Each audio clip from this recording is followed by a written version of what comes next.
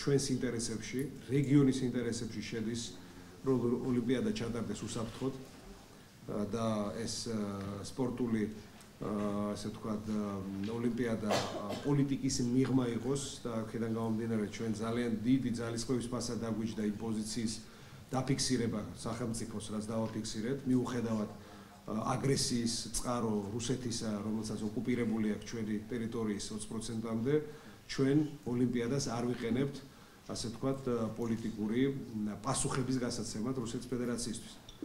აქედან გამომდინარე, ბუნებრივია უსაფრთხოების კუთხით ინფორმაციის ურთიერთგაცვლა ჩვენს შესაბამის სპეციალურ უწყებებს შორის აუცილებელი გახდება და უნდა არსებობდეს. რომ ჩვენ არ მივცეთ მიზეზი ჩვენს არაკეთილ მოსურნეებს, რომ რაიმე ფორმით მაინც საქართველოს დაადანაშაულონ ასე ვთქვათ, უსაფრთხოების კომპრომენტაციას. და თქვენ იცით, წარსული გვეუბნება რა ხშირად რა იოლად იშვერდნენ ხელს საქართველოსკენ. ამიტომ ეს ყველაფერი კეთდება იმისთვის, რომ საქართველოს აღმოჩნდეს საერთაშორისო თანამეგობრობის თვალშიც და რეალურადაც სწორი ძლიერი პარტნიორი ტერორიზმის წინააღმდეგ ბრძოლაში. მთლიანად თავდაცვის სამინისტრო შეერაღებული ძალები მოწოდებულია ქვეყნის თავდაცვისთვის და აქედან გამომდინარე ვთვლით, ვანგარიშობთ და ვაყალიბებთ ყველა შესაძლო განვითარების სცენარს. სწორედ იმიტომაც ვსწავლობთ 2008 წლის აგვისტოს ომსაც, რომ ჩვენ გქონდეს უფრო ნათელი ცხადი წარმოადგენა, როგორ დაუპირისპირდეთ იმ საფრთხეებს, რასაც რუსეთის შეერაღებული ძალები ზოგადად წარმოადგენს რეგიონისთვის და ჩვენი ქვეყნისთვის, როგორც საოკუპაციო ძალები. ეს სცენარები არსებობს, ეს სცენარები დამუშავებულია. მე ხაზს გავუსვამ, რომ 1 წლის განმავლობაში ჩემი პირადი დავალებით გენერალმა და მისმა ჯგუფმა მთლიანად გადახედა და ახლებურად ჩამოაყალიბა ოპერატიული გეგმები ჩვენი კონკრეტული ქვედანაყოფების.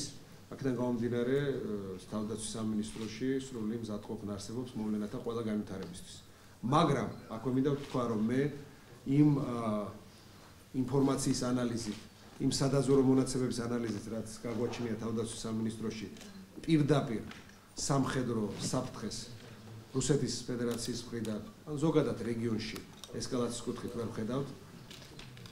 ჩვენ ვხედავთ უფრო სხვა ტიპის საფრთხეებს ისეთიც, როგორიც არის ხელშეწყობა საზოგადოებრივი აზრის მომწიფების ნატოს, ევროკავშირის და საქართველოს ინტეგრაციის წინააღმდეგ, სკეპტიკური განწყობების ხელშეწყობის საზოგადოებაში ჩვენ ინტეგრაციის პროცესების მიმართ, რაც ძალიან ნათლად გამოჩნდა, ამოხდა ეგრევე, როდესაც ჩვენი ბიჭებზე თავდასხმა მოხდა ავღანეთში და დაიღუპა 10 ჯარისკაცი.